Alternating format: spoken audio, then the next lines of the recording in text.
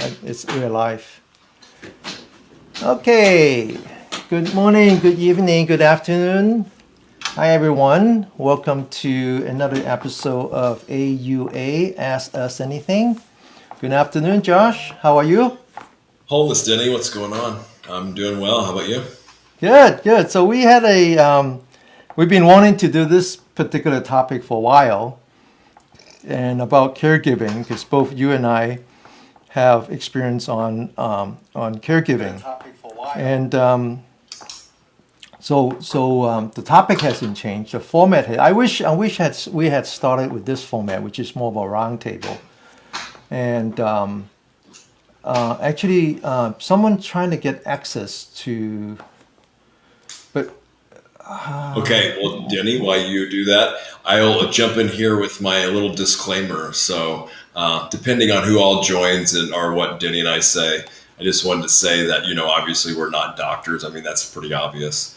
And that this is not medical advice, anything you hear. We're just sharing our thoughts and experiences. And everything here, I welcome feedback. So, if something is inaccurate, please write in and contact us so we can correct it, because I don't really would rather not have wrong information out there, misleading information.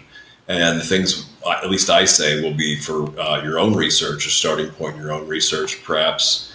And that is not to believe or disbelieve anything we say, but to, look into it for yourself, because ultimately everybody needs to see and know for their own selves, not just take what's said on its face alone, and then also take what's helpful and leave the rest. So anything that's not going to be helpful for you, just leave it behind, and you can take along what is helpful. So, and as Denny, let me in here. Yeah, so we have a student, March, who's trying to get in, and I don't know why the link doesn't work for her. But anyway, just in the spirit of eco time, since Josh took a little bit of time for the disclaimer, let me do the anti-disclaimer. If you follow what I said on the internet, you are a bigger fool than you think you are. Than I think you are. Okay, so this is your fault. Yeah, if you, I'm full of shit, and if you want to follow me, that's your problem. Basically, what I said, maybe not so many words, but yeah. Well, anyway, the reason, so anyway, we had a different format in mind, and in retrospect, I wish we had done the roundtable instead of interview. The interview was a little bit too formal. And I wish we had done this one, and so people are trying to get in here, and so I don't know why they can't get in. Anyway, tell them to use a different browser. Try a different browser. I think it's use a Chrome-based browser. Yeah. It might be their browser. March is actually on YouTube, so she can see us. She just can't join with the discussion. So hopefully, it could just be the browser that she's using. But anyway, I don't. Yeah, you can try a different browser. Also, you can chat in YouTube, I think, too, and possibly we could read the chats too. Denny, do you have that up to read the live chat in YouTube? Yeah, I am reading the chat. Very well. Okay. Okay, so here's my thought on what I like to do today, and Josh, anybody can chime in and see if that's the right approach to you. So I thought that since today's topic is caregiver roundtable, right? Caregiving roundtable. I thought that what Josh and I was talking about is this, that if we focus on the caregiving part, it is so individualized. In my case, I'm caring for my dad, who's diabetic and suffer from dementia. Someone else might have some other problem. So each of those are so individualized that it's actually very hard to find something in common. Whereas the caregivers are practically the same.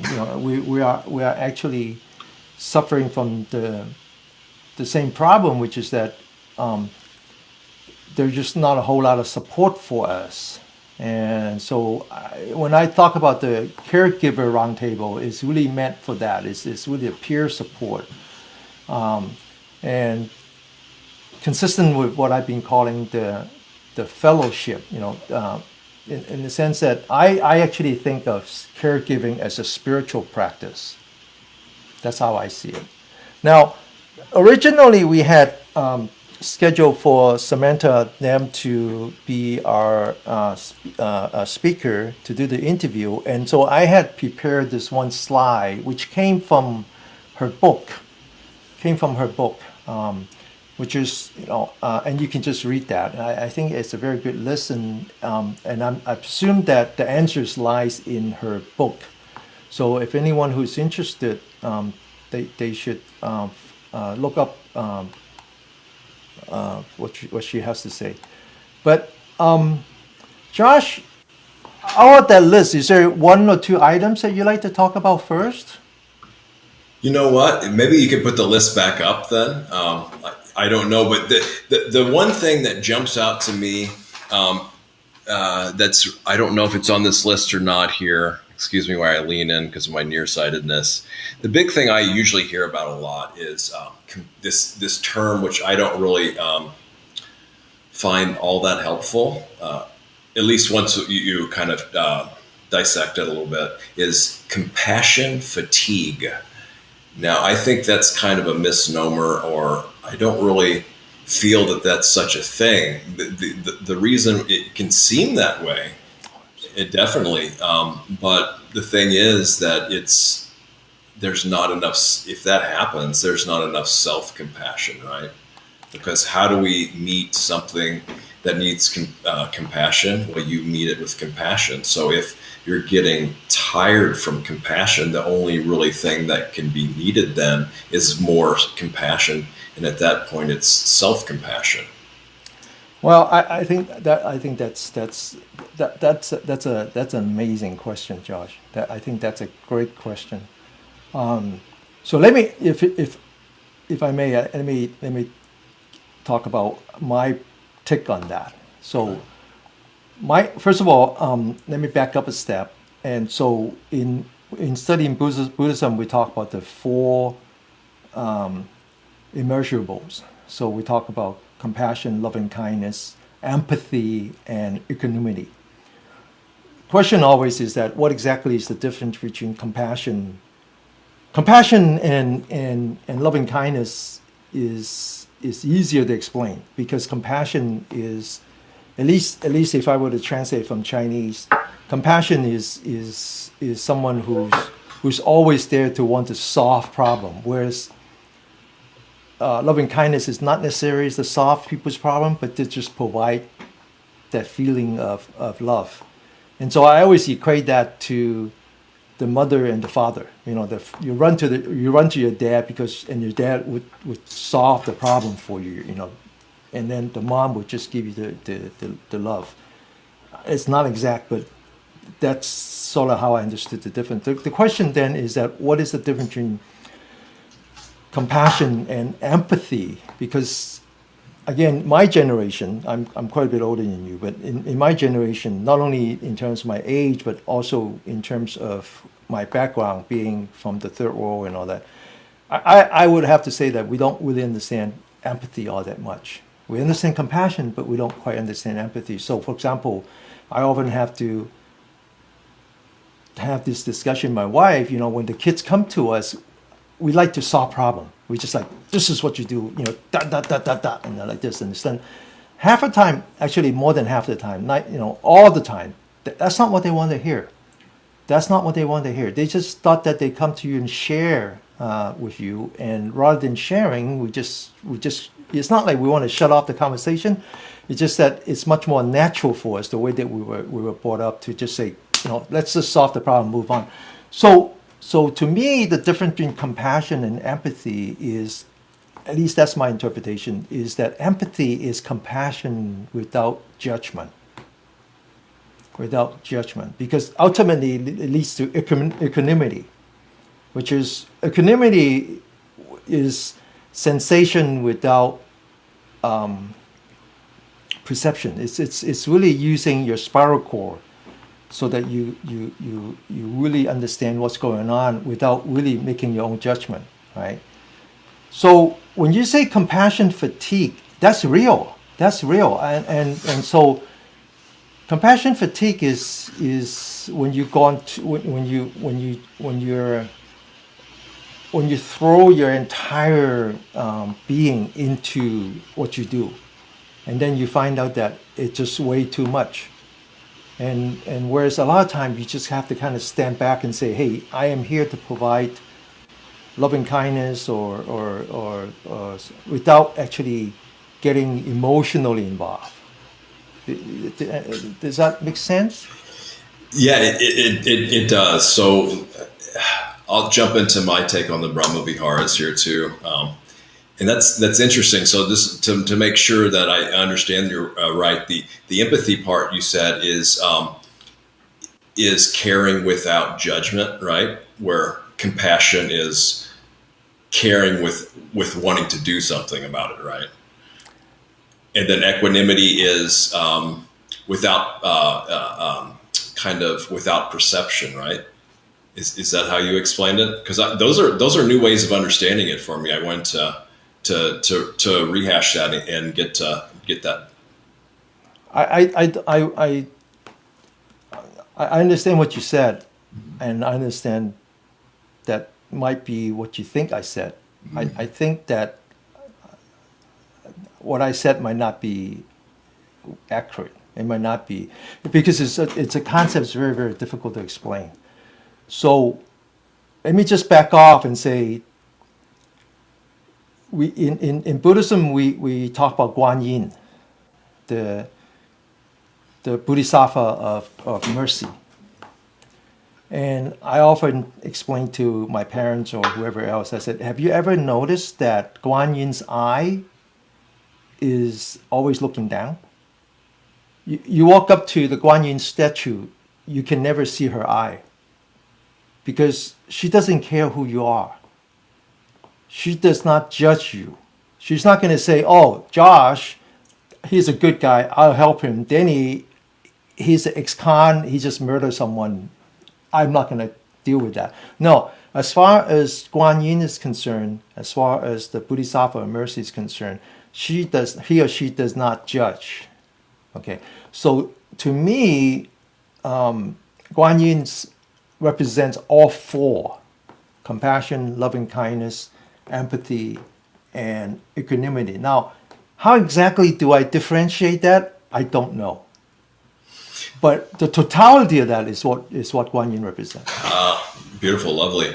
Yes, and there's no, it's just like Guan Yin hears the cries of the world, right? So the way I look at the Brahmaviharas, is through the Pali and what I've been taught and practiced too. And I really like Denny's translation of mudita as empathy. It's often translated as vicarious joy. I really like that one too. So the thing is, though, that mudita is celebration as well. So it's being happy for other people's happiness. Is the way it's kind of taught in the Theravada tradition. Sympathetic joy. So it's like, I think the Dalai Lama once said something like, well, there's how many billion people in the world? Well, that increases our chance for happiness if we can be happy for their happiness. Now, this is one of the most challenging things for me, is the mudita. It's being happy for people's happiness. Jump in here. Now, this is the key. This is the key. Let's bring it back to caregiving. Yes. And let's bring it back to what you and I call compassion fatigue. Okay. So I'll use myself as an example. I in the past, I talk about how my dad, who suffers from dementia, he goes in and out. Now, more and more, he doesn't recognize me. There was a time when he recognized me, and then he get confused. He get confused when all of a sudden he see me taking up the needle, injecting insulin, or checking his blood, or all these technical things that I do. He does not equate that with his son. That's not the son that he knows. So as soon as I do anything like that, he thinks that I'm a worker. And you could just tell, just his demeanor changes. He's actually much more courteous, whereas me as his son, it's the usual father and son kind of expression. Now, more and more, I would say almost 100% now, he doesn't recognize me as his son. In fact, yesterday, he even questioned my mom, because now he at least he recognized my mom as his wife. And he recognized he actually asked asked his wife, my mom, why she called me her son. She's totally confused. He's totally confused about that. Now, the question is, as a caregiver, typically this is very painful to see this kind of degeneration in your loved one. And you really, really, really want that person to get better. And so in addition to the physical caregiving, there is the emotional caregiving, because you really want that in return. You like to be able to help your dad, and then it's really good that if your dad recognizes you as your son, as his son. Now,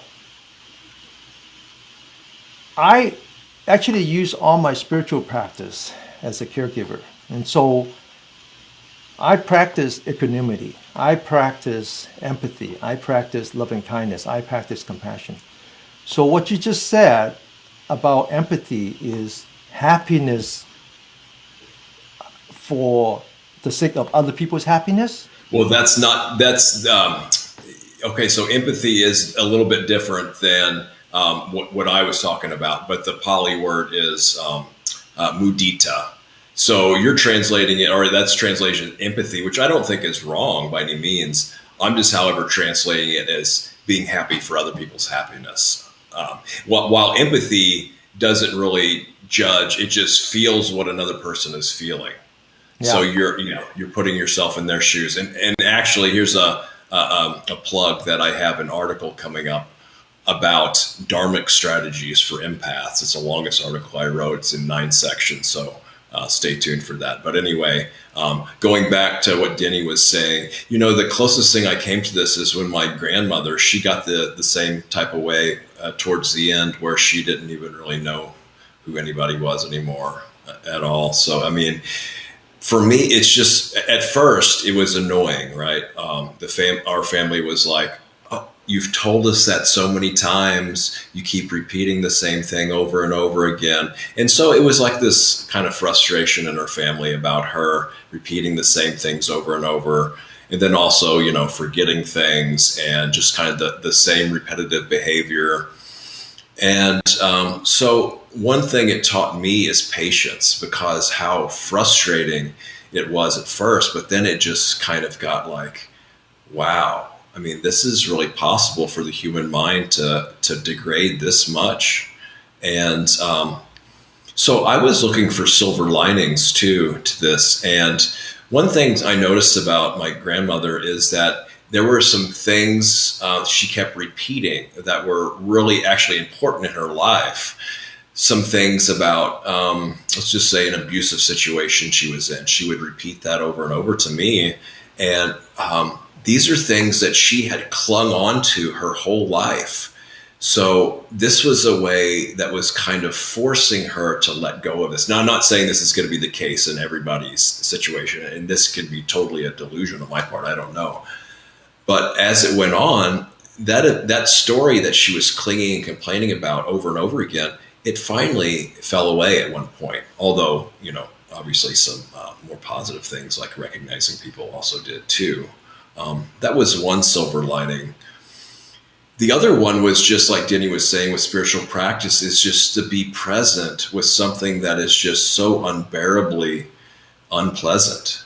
It's just like this inner agitation that I was feeling when I was with her, hearing these things and being completely really oblivious to pretty much everything that was going on with her and around her. Well, the thing that I learned is that all living beings, whether it's human being or just, like a piece of grass. The number one priority is to survive. So this is back in the days when I was a junior professor at UCLA. UCLA was kind of interesting. It was first known as the southern campus of the University of California, Berkeley. That's what is known. And then so it had to grow in the shadow of the number one campus, which is UC Berkeley, where I did my study. And so by the time I got down to UCLA, I noticed this is very different. They pay a lot of attention on the landscape. It's one of the most beautiful campuses. And it turns out that the chancellor actually start his day just walking on, it's known, everybody knows that, walking along the campus to making sure that all the landscapes are right. He knows everybody. He knows all the gardeners. And so it's very, very meticulous. I mean, just beautiful campus. And so as I was walking to class, I noticed that however much you try to mow the lawn or to kill the weed, they keep growing. They just keep growing because all living beings want to stay alive. Okay? So I think one of the things that we underestimate is how people suffer from dementia find a way to survive.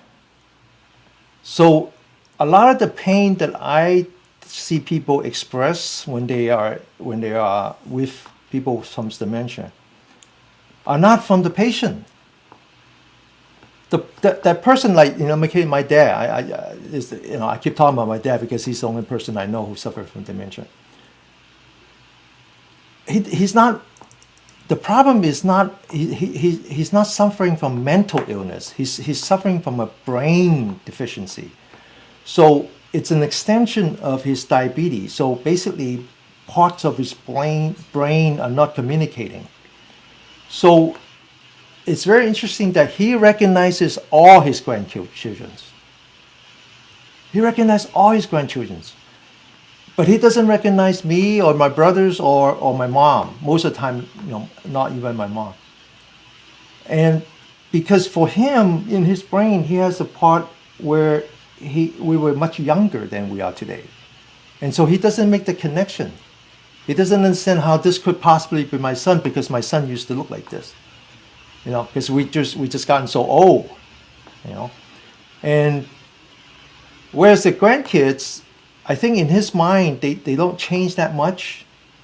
And so he recognized them. So it's not like he's in pain, always worry about, how come these people are not with me? Because he even said that, I don't understand why my 3 sons have abandoned me. He said that. He said that to me. And now I can just take him and shake him and say, I'm here. Or I can just say, oh, wow, I don't need it. I just work here. What comes to me is I wonder if it's just kind of like a regression, It's going back into a childhood and childlike state for whatever reasons, maybe to resolve things in childhood. Who knows? I mean, now I'm sounding like an armchair psychologist. But yeah, Denny, I didn't know that until now, what you just said. So my observation is that being a human being, even if you suffer from dementia, you're still a human being. The number one objective for a human being or any kind of being is to survive. So the thing that we underestimate is how much they have changed their existence just to survive. And so if they have a question about why their family abandoned them, and they have an equally important question about who are these people who are caring for me,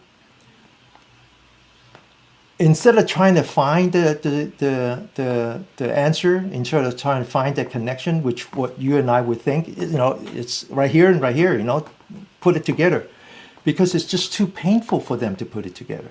And so they will avoid that decision. They would just say, okay, fine, I'm going to put that aside. And I'm just going to focus on how to just live day by day now, dealing with this new set of people who are actually here caring for me. So most of the pain that I see, I actually see this all the time when my relatives come visit my dad, like his siblings. And the first thing they would do is say, "Do you recognize me? I'm so-and-so." They even, bring pictures and say, "Do you remember this?" And I'm just saying, "Shut the fuck up. Get the fuck out of here. You're just making more pain for them." It's actually more, why are you doing this? He doesn't need any of this crap. Well, it's a good point, Denny.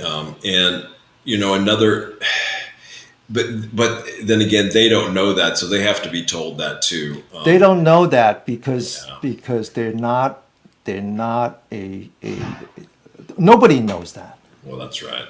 Nobody knows that. Nobody knows that. And so when I talk about caring for the caregivers, what I'm really talking about is how important it is to bring spiritual practice to the givers. And this overrides. It's the only way to survive. Well, There's no other way that you can help this person, okay? Because caregiving, especially if you're not doing it as a profession. See, if you're doing a profession, then there's no such thing as compassion fatigue, because when you clock out, you clock out. It's someone else's problem. It's a different shift. But when you're caring for your loved ones, there is no clocking out. That's right. It's different. And so the compassion fatigue is part of the game. And so how do you deal with that? How do you deal with that? The only way you can deal with that is to get on with the program, which is to get on with the spiritual practice that we've been talking about. Well, absolutely. We have to carve out time for ourselves to do that practice with a distance away from the caregiving, at least even just for a short amount of time. It has to be, right, Denny? You have to have some time away, just a little bit, for a spiritual practice, even though you're still doing the spiritual practice interwoven into it.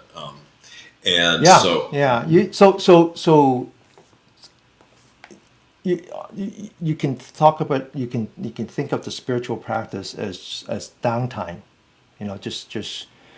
just like caring for yourself, and to have the time where you can kind of say, hey, I just need some downtime now. You can think of it like that. That's the back in the days, when you used to go to Disneyland, you get a book of tickets. Okay, so that's an A ticket. Okay. So what's the E ticket, right? The E ticket is the one that, you get to do the merry-go-round, the big rides. So what's a big ride? What is? It just comes back to knowing the difference between pain and suffering. That's it. Knowing that, because when what we call emotional pain is actually just physical pain, because this is the difference, that your brain is physical. The brain is part of the body. So when we talk about, last time when we had Beth on the show, we talked about physicality versus spirituality, materiality versus mentality. The one thing that we have to make very clear is that the brain belongs to materiality. The brain belongs to materiality. So when you see when you see someone and you're in pain, you have to understand that that's still only physical pain. That's still only physical pain. But you continue to suffer. Okay, you continue to suffer. It's when it's gone beyond your brain. It's actually gone beyond your brain. There's a whole new world out there that is beyond your physical body. When that part, when that's the suffering part. That is the suffering part, okay? So you can't really do this without bringing in our Buddhist teaching. We go around in circle trying to make this secular. You can't do it. You can't do it. You really have to get into the core of the teaching of Buddha to really understand how to help a caregiver. And it comes down to this. It comes down to when Buddha became enlightened, he did that under the Bodhi tree. Being enlightened means that he finally elevated himself to a spiritual being, beyond what we call the realm of desire, beyond the body, beyond our eye, our nose, our mouth, our tongue, our body, and our brain. What he encountered was somebody called Mara. Mara. Now, who is Mara? Mara is the person who's actually guarding the realm of desire. So he is that person that his job is to prevent us from escaping the realm of desire. He is the guy that want to make sure that we are constantly suffering. And the suffering, a caregiver is the e-ticket to suffering. Okay? It is the e-ticket to suffering. So what is the solution? You have to bring in the Buddha's teaching. The Buddha's teaching is this. It's just very simple. That the way your mind works, I'm not talking about the brain. The way your mind works is we talk about the 5 skandhas. We talk about the form, the sensation, the perception, the sankhara, and the consciousness. Somewhere in there is going from mentality, somewhere in there is going from materiality to mentality. That's when the sensations get collected in the spiral cord, we call that sensation. It gets delivered to your brain, we call that perception. And then eventually it generates what's called mental factors, the 51 mental factors. What we call the kusala versus the akusala. The kusala are the one that is wholesome or skillful, and the akusalas are the one that is unwholesome. And then we take out of the 51 mental factors, more than 2/3 of them are unwholesome. Then what we do is we summarize that into the 5 hindrances. Okay. When you're caring for someone, whether you are a caregiver or care providers, the 5 hindrances is right in front of you. It is as clear as a book. What causes suffering as the caregivers? The first one is called clinging. You are clinging to something that you prefer, that is a good feeling. It's I cling to my father. I think about how we used to spend time together when I was a child, that he would hold my hand, walk me down the shore after work, talk to me about the movie we just watched, or he taught me how to ride a bicycle, or he taught me how to swim. I cling to that. I cling to that. That's the first hindrances. It's called clinging. The second hindrances of that is either called aversion or ill will. Is that when you encounter feeling or sensation that you don't like, you react negatively. You get upset, either at the person or at yourself. Most of the time, when the caregivers are upset at the care receivers, they are upset at themselves. Okay, they're upset at themselves. So my mom and I are co-givers. So I take 2 shifts, she takes 1 shift. I go there. I wouldn't say that. I take 1.5 shifts, she takes 1.5 shifts. So I break my shift into 2. Every morning from 7:30 to 9 o'clock, I teach my Cantonese class. My mom is actually one of my students. And so as soon as I'm done, I drive over. I do the exact practice my dad. Then I let him do the exercise. He rides on the stationary bicycle if he can. Then I give him a shower, and then I leave. And my mom takes over, feed him, whatever. Then I come back at around 8 o'clock when they're already asleep. I woke up my dad, gave him the last medicine, and then I sleep next to him and wake him up in the middle of the night so he can go to the bathroom. And then around 5 o'clock, 5:30, I leave. Okay, so we're co-givers. As a spiritual practice, I am just maybe half a step ahead of my mom. Okay, so I would explain these things to her, and then she's finally catching on. She's actually finally catching on that she said, well, it really doesn't matter to me anymore if he remembers me or not. I accepted it. It's okay if he doesn't remember me as his wife. It's not a problem. She actually, in Chinese, now she's someone who doesn't even read and write in Chinese. She's 84 years old. She comes from the era when women, girls in the Chinese societies are completely abandoned. They don't get education. So she doesn't even read and write in Chinese, let alone English. She said to me, she says, I just gonna practice equanimity. I said, whoa, holy crap. This is like Buddha talking to me.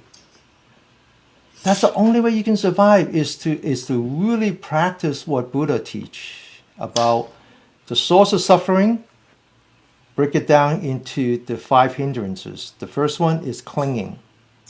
You have to understand that as a givers, all your pain and suffering comes from clinging. You want to cling to something that in the past. Totally, Denny. Second one is because of the clinging, you have aversion or ill will, all the negativity. Now, it's really easy to understand clinging and aversion because if you ever visit a Tibetan temple, they have this thing called the Wheel of Life, which are the 6 realms: human, deva, hell, hungry ghost, animal, and so forth.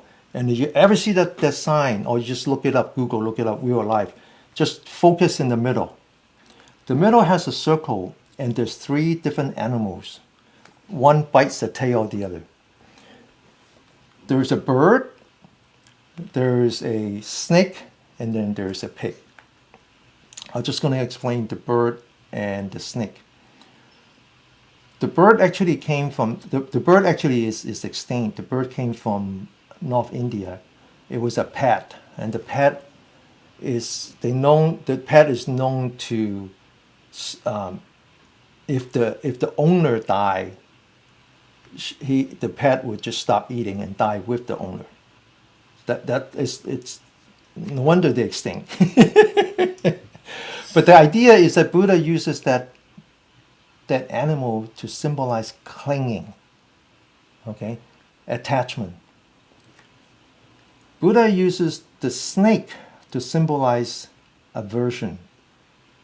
Aversion is not anger. Aversion is really react negatively. So if you ever step on a snake, they're not going to say, "Hey, wait a minute. I know you don't mean it. So next time I'm going to bite your ass, but not this." No, they're not going to do that. They're not. Their only reaction is that they will react negatively. That's why the snake is used for aversion. So understand that all your suffering as a caregiver. This is important because it turns out that statistically, anyone who has become a caregiver for family, after the job is done, they themselves will get into all kinds of health problems. They themselves, because it's such a stressful, and it's not physical stress. It's not just physical stress. It's emotional stress. So the only way that you can provide relief for the caregivers, again, the topic today is how to caring for the givers, right? Is to really bring that Buddhist teaching up front and just say, here's what Buddha says, here's your source of suffering, it's the 5 hindrances, it's the attachment, it's the aversion, It's what's the other three? The other one don't come in quite as much, but they do a little bit. They do. I'll just name them and then I'll jump in here. Sloth and torpor. So those are old kind of words for just kind of lethargy, being really tired and sleepy. And the fourth one is worry and restlessness, anxiousness. That one can come in, and then the fifth one is doubt. No, actually, if you change the wording to be more modern, it's actually just depression and anxiety. Yeah, that's some people can immediately relate with. Yeah, and sloth is more of the body, and torpor is more of the mind. Yeah. But you could be depressed in body and mind. You're depressed all the time. As a caregiver, you're depressed all the time because initially you thought that you're making, doing good, and then you say it's so out of control. It's not going to get better. It's so it's a fact. It's a fact that most people who nobody can take care of a loved one until they die, because some point it's out of your hand. It's too much for you. It's too much for you. That's right. And so, like my dad, he right now it's not so much incontinence. It's just that he has a sensation, but by the time he gets to the bathroom, it's already too late. So my mom has to jump in and clean up. And my mom said, and so I told my mom, I said, look, it's bad, but it's not that bad, because just think about what happens when dad is finally bedridden. At least he can walk. We can help him into the bathtub and just shower him. That's it. And so my mom finally picked up and said, yeah, it's okay. It's okay. We can do this. We can do this. That's right. And we're going to, it seems like in life, we have challenges, but we're really hardly ever going to be met with something that we can't handle. I mean, it can be really tough, but we're going to get kind of the degree that we can handle in the moment. And so, unfortunately, that's going to prepare you for when it may get worse. So I wanted to say about Denny's thing about Buddhism, that we have to go into Buddhism. And I totally agree. I want to point out, though, the distinction here being that the term Buddhism, that's a Western term. Buddhism is not really a religion in the same sense. It's an investigation into reality, seeing things as they actually are, right? There's no requirements to believe or disbelieve anything. There's no worship or anything like that in other religions. Not that any of those things are necessarily bad, but it's kind of a terminology that was given by Westerners as a religion. Now Denny's thing about, this is nothing to do with your dad so much, but I see this more and more, this survival programming, I call it. That, if you go and look at TV and movies and content, there's this kind of push and program to survive at any cost. And I totally get that. I mean, obviously, you're kind of crazy if you have a choice to live or die, you're obviously going to take the one to live, right? But it seems like it's been amped up to 11 now. And this really just, Denny mentioned Kuan Yin, and it just brings to mind these beautiful factors about these beings who are so selfless that they're there to help at any cost, and this is such something to look up to and embody if we can, when we can, that, that service and helping is that important, that it's more service to others instead of service to self, right? We can all really immediately recognize when someone is a service to self being, right? They will do anything at anybody's expense just for themselves to benefit, while the service to others is we take care of ourselves so we can help others. So that's one thing that brought up. Now, Denny's saying about pain and suffering, the core of what he was talking about, there's this, I forget what Dharma teacher said this, but they said pain times resistance equals suffering. So the more we resist the pain, the more it turns into suffering. Another quick point is that this word, there's suffering in English, that's a really strong word. The Pali word is dukkha, right? So it can also just be interpreted, translated as stress. And even subtler, it can be translated as unsatisfactoriness. Like, oh, this just really isn't doing it. I mean, this is okay for now, but then I want this now, and then I get that. Well, then that's not good enough. I want this and this and this. And it's just like this feeling that this really isn't doing it for us. A few other things, circling back around, I love how Denny and we can talk in some more spirals instead of the traditional linear thinking here. So what this does, I mean, it did for me too, and I kind of like deferred this to my grandmother when I was talking about that, but actually it was bringing up things in me that I really didn't know was there. Like, I was not expecting myself to react and feel the way I felt when I was experiencing being around her and seeing her behavior, things she said, things she didn't say, things she did. What came up in me, it was really surprising of how I viewed that and responded to that, and or just sometimes being just as bewildered as her about what to say or do or how to view it. That was another thing. And then I'm going to let Denny jump in a little bit here, but I want to get back though to the Brahmaviharas, because we all this, life is hard. Life isn't for sissies, right? I mean, being a human being isn't easy.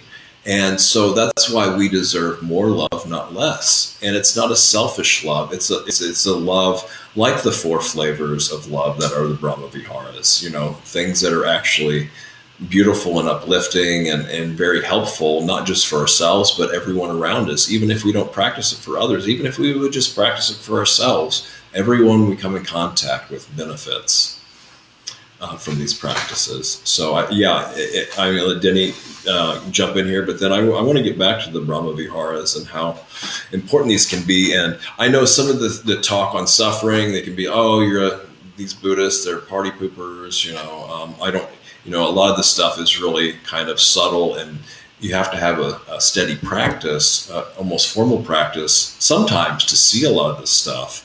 But the one thing that's immediately apparent to just about everybody is the Brahmaviharas, right? And especially like the compassion. Even if we can't have compassion, we could have compassion for the fact that we don't have compassion right now. That honesty is actually a form of self-love too. Yeah, no, I agree with everything you said, Josh. I just wanted to come back to what you said earlier about compassion fatigue. And so yes. Kind of draw a circle around everything that we said so far. I think it all comes down to having the right skill, having skill. That's the most important part. Is that it's not just about having the words so you could, explain it and then think that you understand it, but it's actually having the skill. And the That's skill wisdom. is actually the skill is actually very, very simple. The skill comes back to just mindfulness. Okay, now the problem is this. The problem is that the English word mindfulness is used and is abused, is misused, and everybody uses it for their own reason. When we talk about mindfulness, it's important to make the distinction between mindfulness as the English word and right mindfulness as a Buddhist concept. So it's very important to bring that right mindfulness. So mindfulness is sati, and right mindfulness is samasati. And so since we're now talking about Buddhist teaching, the most basic of the Buddhist teaching is the Four Noble Truths. The Four Noble Truths basically is like the 12 steps program. Understand suffering, know what is suffering, know where, the source of suffering, and, here's the path to relieve yourself of suffering. And so the path, when it gets down to the last one, the path kind of expresses itself into this Eight Noble Path. And in that, it's actually divided into three parts, and mindfulness is just one step in that. And so mindfulness just means remember. That's all it means. It doesn't mean any more than that, remember. So why is that such an important skill? Is that if you have the training so that you always remember your mind, then you have a better chance of not degenerate into the 5 hindrances. So an example that I use is this, and only because most of my students are grandmothers, including my own mother. And I said, now back in the days when you were a little younger and you used to help raise your grandchildren and you have to take them to school. This is typical San Francisco neighborhood kind of activity. Do you remember if you hold a hand? And they would say, yeah, of course you hold the hand. You hold the hand when you cross the street, right? Yeah, of course. Even on the sidewalk, we hold the hand all the time. Why is it that it's so important to hold the hands? Well, they said, well, if you don't hold the hand, they get run over by a car, or they would run away and get kidnapped. That's what happens when you're not mindful of your mind. When you don't know where your mind is, it will get kidnapped by the hindrances. Okay, so the very first time that my dad had an accident, and it was actually outside, and so I quickly, bring him to the men's room, and he went into the store and he closed the store behind me. I said, no, don't close. I need to come in and help you because, it's a big mess. And he says, no, it's going to smell really bad. He says, Dad, don't worry. I smell my nose. I don't smell with my mind. That's true, because just think how many people don't even realize they're smelling. They're just reacting to unpleasantness, right? I smell my nose, so it's pain. It's painful for my nose. But since I know where my mind is on my body. When I'm moving, it's on my hand. It's on my body. It's on my breath. My mind doesn't get kidnapped by the hindrances. So it doesn't degenerate into suffering. So I'm smelling the bad smell, but I don't suffer from the bad smell. So when you're a caregiver and you don't even have that basic skill, then you don't understand. You have no way of discerning the difference between physical pain or even pain of your brain, your memory, versus the true pain, which is the mental pain, which is beyond the body. But if you do have that skill, it's a simple skill. It's really what we do every Saturday is as soon as we start exercise, adjust your body, calibrate your body, adjust your mind, calibrate your mind, put your mind in the center of your palm, raise your hand, focus on your wrist, and guess what? As you do that, you become very sensitive to your body. You become very sensitive to your breath. And they're like the canary in the cave. So as soon as your mental state degenerate, you're the last to know because your mind is already somewhere else. But your body says, hey, go, something's happening. Something is happening. And so you know how to bring it back. You know how to bring it back. And I love this metaphor of the holding the hand. And this can also come out of love too. It's like our mind is like a little child.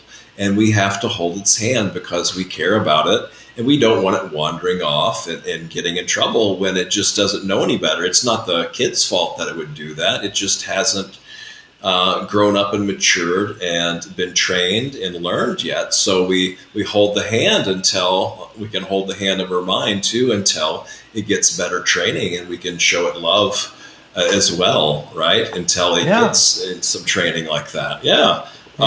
The other thing I mentioned, pain times resistance equals suffering.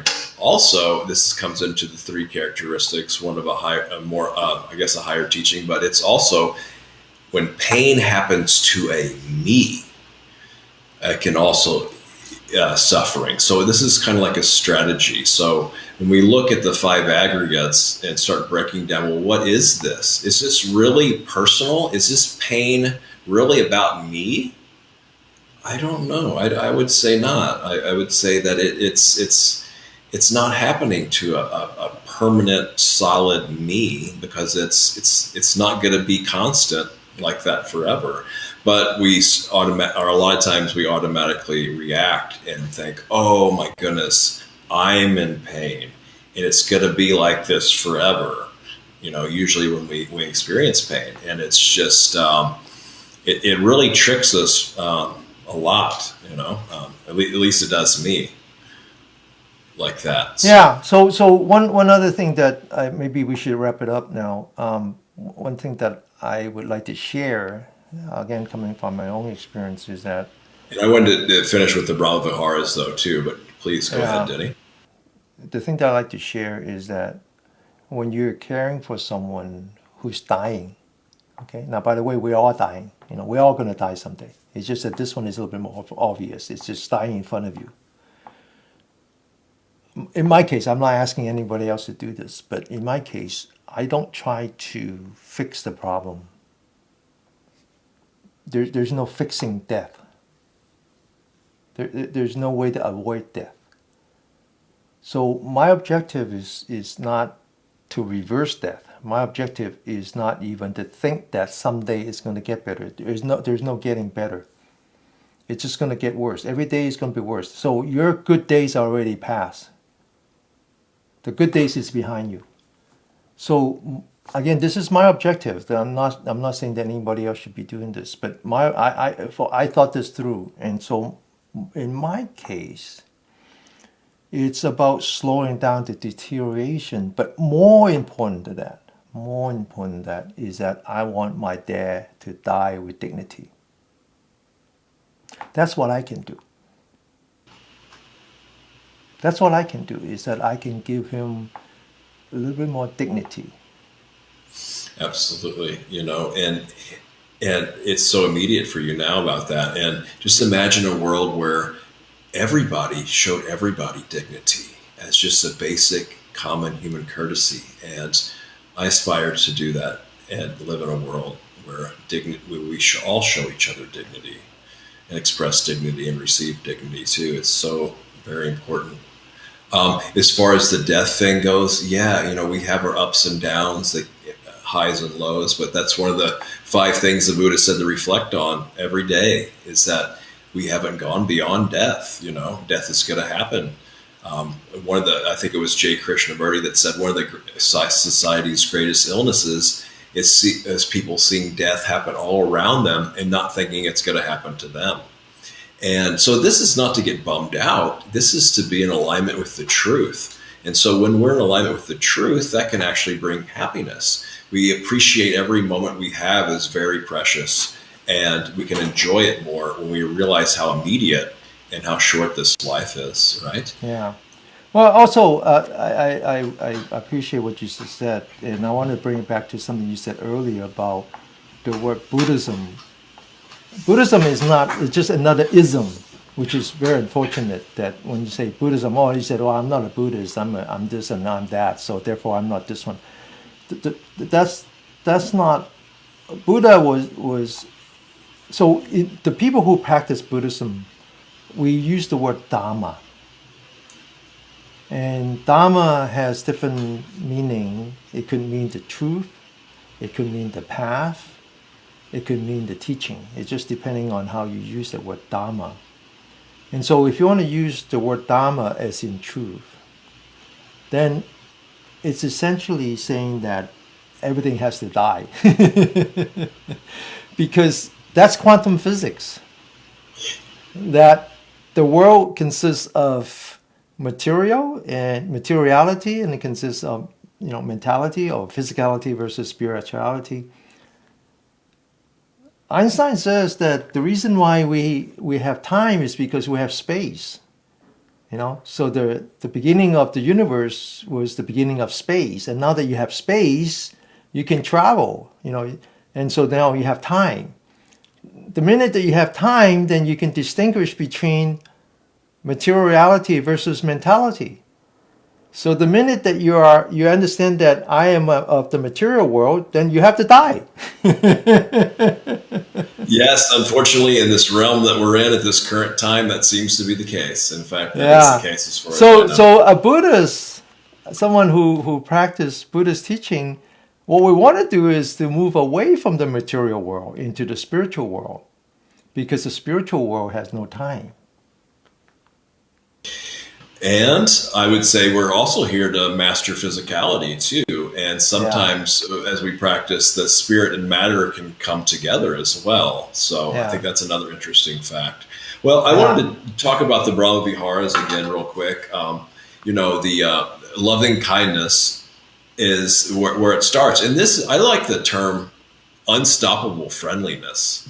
Really like that. So it's just a well-wishing for others. I'll give you my phrases real quick. May you be safe inside and out. May you be happy and joyful. May you be healthy and strong. May you live knowing ease. And may you realize awakening and be free. So I'll just leave it there. And the compassion phrases, there's actually some formal compassion phrases that I'll use for myself and others. And the first one is really important, it's just acknowledging the pain. I acknowledge your pain. The second one is I care about your pain, at least to the ability that I'm able to right now. Yeah. May your pain release and may you know peace. Yeah. Yeah. And also practical compassion is, what can I do? How can I help? Is there anything I can do? Now, the one that the empathetic joy, or I like to call it vicarious joy, there's some phrases that I use that are kind of the more formal ones. Or, may your happiness continue. May your happiness increase. May your happiness never stop. So it's kind of like a rejoicing for other people's happiness when it's that way. And then the equanimity is kind of like the grandparent love, right? The one where they've seen it all before, they've already been through this before. So it's kind of like I care so much about you. However, you're your own person. You have to make your own decisions and be responsible for your own decisions, so. Okay. Yeah. Yes. Mm-hmm. So Josh, I think we should close, and I wonder if I could close with just the following. Please. Just kind of picking up on what you said. Let me go back to my small army of Cantonese-speaking grandmother again. And so I talk about how I use different examples to bring Dhamma to them. And so one of the ways that I bring Dhamma to them is I ask them, this is back in the days that we're actually doing face-to-face practice. And I said, how's the sun today? And they look out and they think that I'm stupid. They think that I'm crazy. And then they say, there's no sun, right? You must be crazy. So I said, okay, well, how was the sun yesterday? And they said, oh, the sun was good. Yes, yesterday the sun came out. It was a good day. And then I have to say, you know what? The sun was always there. The sun shines upon you every day. The difference is, yesterday there were no cloud. Today there's cloud. So today we talk about the importance for caregivers, the importance of providing caring for the givers. The concept that we bring forth, on one hand, is called the 4 Immeasurables: the compassion, the loving kindness, the empathy, and the equanimity. On the other hand is the 5 hindrances, which are the clinging, the aversion, the depression, the anxiety, and the doubt. Think of them as the sun and the cloud. The sun shines upon you every day of the week, every week of the year. That's what Josh and I focus on. That's why you can tell that we are sunny. Every day is a sunny day for us, because that's what we focus on. We focus on practicing the compassion, the loving kindness, the empathy, and the equanimity. That's the sun. And we have learned some skills to push aside the cloud. Not always, not entirely, but at least we know what the cloud is. The cloud is clinging, aversion, depression, anxiety, and doubt. And when you are caregivers, you have to be very careful, because if you didn't have the skill, the cloud is on you every day. That's totally right. And even when, it's nighttime, the sun is still shining. It's nourishing the earth, and the earth is nourishing you every moment. So even when it seems like well, you don't have, that's just the fact, right? Even if you can't see it, everything's still living, and the sun does that. And so if the whole world's even against you, the sun is still there nourishing you every moment of the day. Yes. Every moment of the night indirectly. Yes. So it's there and nourishing us. And that's not to deny the clouds aren't there. We don't pretend that they're not there and be Pollyannish and deny what's bad. It's just what the Buddha said was what you frequently think and ponder upon becomes the inclination of the mind.